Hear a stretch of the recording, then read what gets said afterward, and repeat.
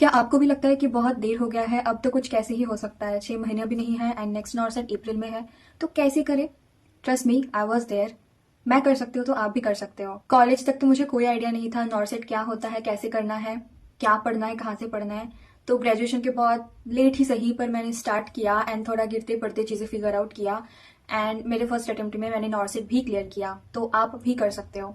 तो I am here to share my strategy how I crack NORCET in 6 months so that आप beginner हो, आपने कुछ नहीं पढ़ा या फिर आप रिपीटर हो, आप थोड़ी सी स्मार्ट स्ट्रेटजी के साथ अभी भी स्टार्ट कर सकते हो एंड नेक्स्ट नॉर्सेट में डेफिनेटली आप अच्छा रैंक ला सकते हो। So hello everyone, welcome to PostScript. तो ये तो सच बात है कि 4 साल के सारे सब्जेक्ट्स 6 महीने में कवर करना बहुत डिफिकल्ट है, पर इम्पॉसिबल नहीं है और आपको सब कुछ नहीं पढ़ना। So here we have a major portion and a minor portion. तो मेजर सब्जेक्ट्स में हमारा आता है fundamental, medical surgical nursing, pedia, OBG gynae, mental health and आजकल कम्युनिटी से भी अच्छे खासे सवाल आ रहे हैं तो उसको भी आप कंसिडर कर सकते हो। And in minor subjects we have pharma, microbiology, research management, nutrition etcetera. तो हम 6 महीने के ड्यूरेशन को 4+2 में डिवाइड करते हैं। तो 4 महीने हम रखेंगे for our basic theory and concept preparation. If you are a beginner तो definitely I suggest you to join a coaching because it is not a good time to figure things out by yourself. If आप repeater हो तो आप definitely आपका कोई strategy है उसमें आप स्टिक रहो। So starting with basics and concepts. तो इन 4 महीने में आपको अपने basics and concepts of these major subjects अच्छे से कवर करनी है। लेक्चर से या फिर बुक से जहां से भी आप कर रहे हो, आपको हर एक इंपॉर्टेंट चीज पता होनी चाहिए। आप पीवाईक्यू उठा लो, वहां से आपको बहुत सारा आइडिया मिल जाएगा कौन सी चीज इंपॉर्टेंट है, कैसे क्वेश्चंस पूछे जाते हैं। जैसे कि फंडामेंटल का बताऊं तो lots of procedures, special nursing considerations, colour coding, instrument, blood values and parameters, ये सब बहुत इंपॉर्टेंट है। This should be on your finger tips. Coming to med सच नर्सिंग, तो मुझे कमेंट्स आए थे कि एनाटॉमी फिजियोलॉजी पढ़ना पड़ेगा कि बस डिजीज प्रोसेस से हो जाएगा। तो अगर आपका एनाटॉमी फिजियोलॉजी क्लियर है तो you can skip to disease portion. अगर सजेस्ट कि आप एनाटॉमी फिजियोलॉजी का बेसिक देख लो, नहीं तो वो आपको डिजीज प्रोसेस के पैथोफिजियोलॉजी समझने में भी हेल्प करेगा।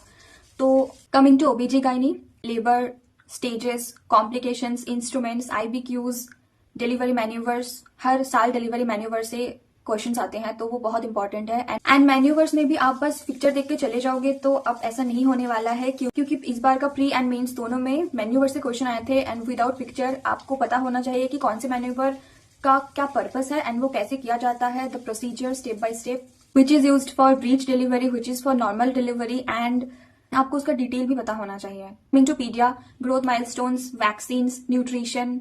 मेंटल हेल्थ नर्सिंग में आपको साइकोपैथोलॉजी एंड हर एक टर्मिनोलॉजी अच्छे से पता होना चाहिए and not only terminology, with example आपको पता होना चाहिए क्योंकि इस बार आया था कि सिनारियो दे दिया एंड देन आपको पूछ रहा है कि अब इसको क्या बोलेंगे। Terminology that also with proper accurate example आपको पता होना चाहिए ताकि आप कंफ्यूज ना हो जाओ।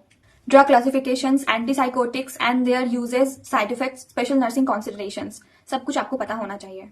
Coming to community health nursing, बहुत सारे प्रोग्राम्स चल रहे हैं, हर प्रोग्राम्स में आए दिन कुछ कुछ अपडेट्स आते रहते हैं। वो सारे अपडेट्स के बारे में आपको पता होना चाहिए क्योंकि recently NORCET community health nursing से अच्छा खासा पोर्शन कवर करता है, so you have to know that. तो so here I try to provide you a glimpse कि कैसे कैसे क्वेश्चंस आते हैं और एंड आप कैसे कैसे पढ़ोगे। Now this was the subjects. Now coming to question practice, please please please don't wait till the end कि मैं थ्योरी पूरा कर लेता हूं एंड उसके बाद में जाके एमसीक्यू करूंगा। ट्रस्ट मी, बहुत लेट हो जाएगा, आपको टाइम नहीं मिलेगा, आप चीजें भूलते जाओगे। तो जहां जब जो टॉपिक आप पढ़ रहे हो उसका करस्पॉन्डिंग एमसीक्यू बुक से, क्वेश्चन बैंक, जो भी आपका रिसोर्सेस है वहां से करते जाओ तो आपका कॉन्सेप्ट क्लियर होता जाएगा, साथ साथ प्रैक्टिस भी हो जाएगा, आपकी चीजें ग्रैस्प होती जाएगी। Same goes with PYQs and IBQs. तो आईबीक्यू आप जो भी पढ़ रहे हो साथ साथ, क्योंकि मैंने मिशन परिचारिका से पढ़ाई की है तो मिशन परिचारिका में सारी चीजों का आईबीक्यू उधर के उधर ही दे रखा है, तो आप पढ़ते पढ़ते और साथ में आईबीक्यू भी करते चलो। एंड अगर आप सोच रहे हो कि एग्जाम के 1-2 दिन पहले बस आईबीक्यू देख लेंगे तो आपको कुछ समझ नहीं आएगा, सब खिचड़ी पक जाएगा। तो जब जो पढ़ रहे हो उसके साथ साथ IBQ, PYQ and question practice करते हुए चलो। Now that you are done with your basics, now the next 2 months will be completely for revision, test and analysis. जो भी आपका बचा हुआ है ट्राई टू कंप्लीट इट। हमको माइनर सब्जेक्ट्स भी करनी है, डजंट मीन कि सब कुछ करना है। माइनर सब्जेक्ट्स में से कुछ गिने चुने टॉपिक से ही बार बार क्वेश्चन रिपीट होता है। पीवाईक्यू से आपको उसका अंदाजा लग जाएगा। जैसे कि मैं न्यूट्रिशन की बात करूं तो विटामिन B12 कॉम्प्लेक्स में सारे विटामिन के नाम आपको आने चाहिए, उनका जो रेस्पेक्टिव नाम है वो भी आना चाहिए। And the deficiency diseases, specially the science and symptoms, क्योंकि वो आईबीक्यू के फॉर्म में आता है तो वो आपको पता होनी चाहिए। तो आपको सिलेक्टिव एंड स्मार्ट स्टडी करना है, सब कुछ नहीं रटना है, जितना आता है जितना जरूरत है उतना ही करना है। और if you are following mission Paricharika तो उसमें भी उतना ही दिया हुआ है जितना जरूरी होता है, तो इतना ही पढ़ना है, सब कुछ नहीं पढ़ना है माइनर सब्जेक्ट का। नाउ आपका मेजर सब्जेक्ट हो गया। अब इस 2 महीने में आप थोड़ा थोड़ा पोर्शन में माइनर सब्जेक्ट्स को बांट लो। जो भी हैंडमेड नोट्स, जो भी बुक्स आपने पढ़ा है, जो भी आपका फ्लैश कार्ड्स आपने बनाया है, उसको रिवीजन करते चलो। मिनिमम 2 to 3 टाइम्स आपको रिवीजन करना ही करना है। And try to attempt mock test as much as possible. आपने subject wise Q bank and subject wise test तो लगा ही लिए होंगे।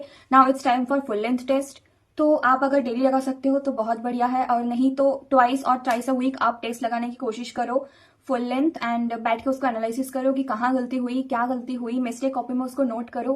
आगे चल के आपको इसी का रिवीजन करना है। एंड नाउ आपको मेजर सब्जेक्ट्स का सिनेरियो बेस्ड क्वेश्चन भी करने हैं, क्योंकि अभी रिसेंट प्रीलिम्स में देखा था कि बहुत सारे सिनेरियो बेस्ड क्वेश्चन आए थे। एंड आपको टाइम मैनेजमेंट भी ध्यान में रखना है, क्योंकि 4-4, 5-5 लाइन का सवाल आ गया था प्री में ही, तो बहुत ही मुश्किल हुआ था टाइम मैनेज करना। बहुत सारे क्वेश्चंस छूट गए थे बच्चों से। तो आपको ऐसा नहीं करना है, आपको वेट नहीं करना है कि प्री के बाद मेन स्केल टाइम पे सिनेरियो बेस्ड क्वेश्चन लगाने हैं। आप 2 महीना रखो बस प्रैक्टिस, क्वेश्चन बैंक और रिवीजन के लिए। इसी 2 महीने में आपको सिनेरियो बेस्ड क्वेश्चन भी प्रैक्टिस करने हैं, be it Saunders, be it Mosby, या फिर जहां से भी आप लगा रहे हो। एंड टाइम मैनेजमेंट का भी ध्यान देना है।